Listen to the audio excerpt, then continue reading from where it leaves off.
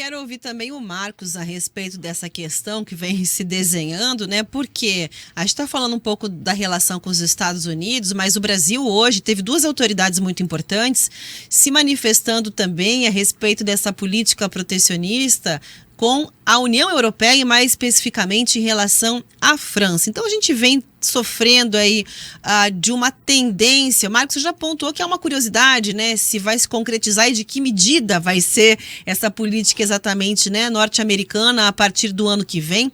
Mas é possível perceber se os países, né, e os blocos vêm adotando já com mais força, né, essa questão da política econômica protecionista e mais, de que maneira isso acaba afetando as relações com o Brasil especificamente. Perfeito. Bom, envolvendo o Mercosul, né, a gente sabe que o Mercosul, ao longo dessas 2 décadas, pouco fez na parte de um relacionamento externo, né? Acabou tendo alguns acordos de alguns dos países, né, em modo separado, mas essa tentativa de fazer em bloco Mercosul-União Europeia já faz 2 décadas que não vem dando certo, né? Parece que quando chega mais perto de uma negociação final, né, entre os produtores franceses, fazem aqueles protestos, como a gente viu na televisão, fechando as estradas, né? O presidente atual, ele acaba recuando, né? E, né, a Carrefour, por ter sua sede, né, na França, também, né, o presidente acabou tendo uma fala que pode ser uma fala infeliz. Ele mesmo disse que talvez não usou muito bem as palavras. Está tendo agora, né, perante ao Brasil, né, o reflexo com essa internamente aqui o Carrefour do Brasil, né, tendo toda essa parte do embate com a indústria bovina, né, e também alguns políticos e em especial também do STF pedindo alguma retratação.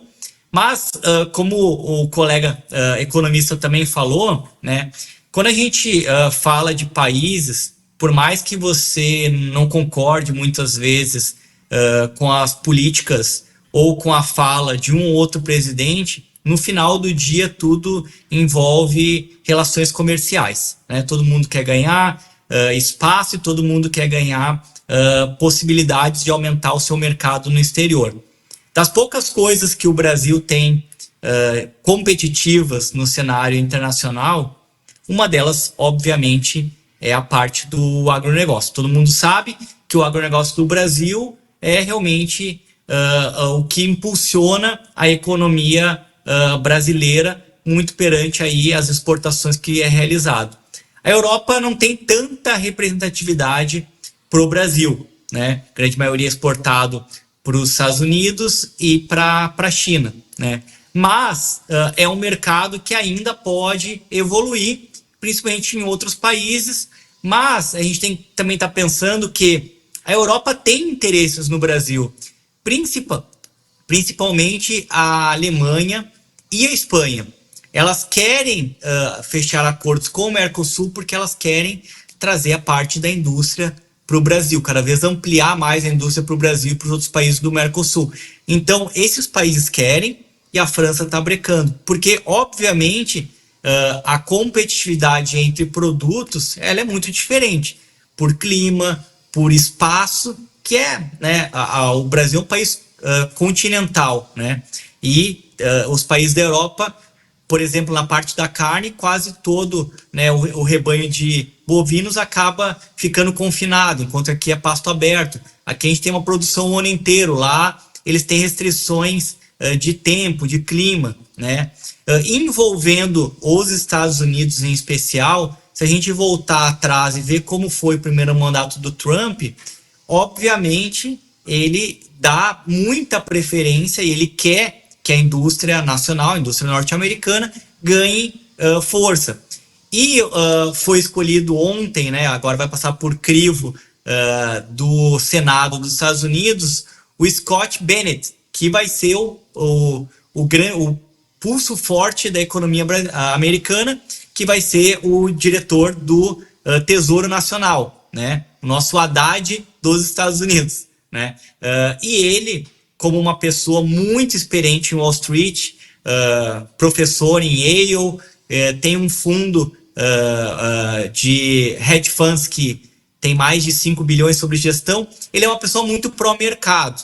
Então, o que ele vai ter que estar realizando nos Estados Unidos é efetivamente fazer com que o Trump passou nas eleições seja, em parte, realizado.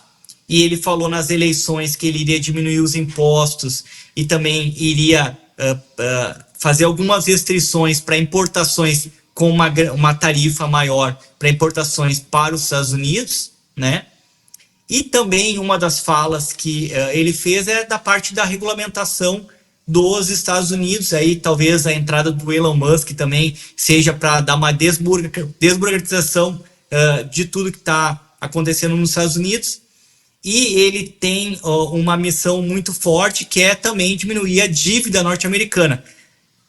34 trilhões de dólares é a dívida dos Estados Unidos, que é uma dívida extremamente alta, que muitos dizem que aumentou em demasiado nesses últimos 4 anos. Aí eles dizem que é por culpa do governo Biden, mas enfim, é uma missão que ele vai ter agora para frente, e ele vai ter que encontrar condições de trazer um equilíbrio de talvez diminuir os impostos, que isso seria negativo para a arrecadação, mas ao mesmo tempo aumentar as receitas, e aí pode ser que envolva as importações de bens de consumo, e aí pode envolver o Brasil. Se a gente olhar lá no primeiro governo do Trump, teve um embate na parte de exportação para o Brasil, importação perante os Estados Unidos, na parte de ferro, de aço, né?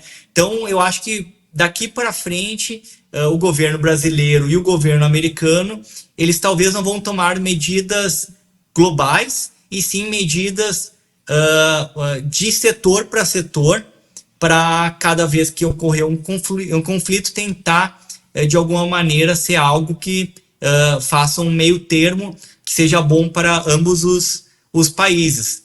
Mas eu acredito que, envolvendo a Europa e envolvendo essa parte do Carrefour, é algo que nos próximos dias vai ser sanado, né? Eu acredito que foi uma falha infeliz, que ele ou vai voltar atrás ou algo do gênero, porque o Carrefour ele tem uma certa importância aqui no Brasil. Mas envolvendo os produtores europeus, isso é algo que não vai acabar. A gente sabe que a indústria agropecuária lá, ela é inferior do Brasil por N aspectos, e o produtor lá sempre vai se sentir inferiorizado aos produtos exportados pelo Brasil.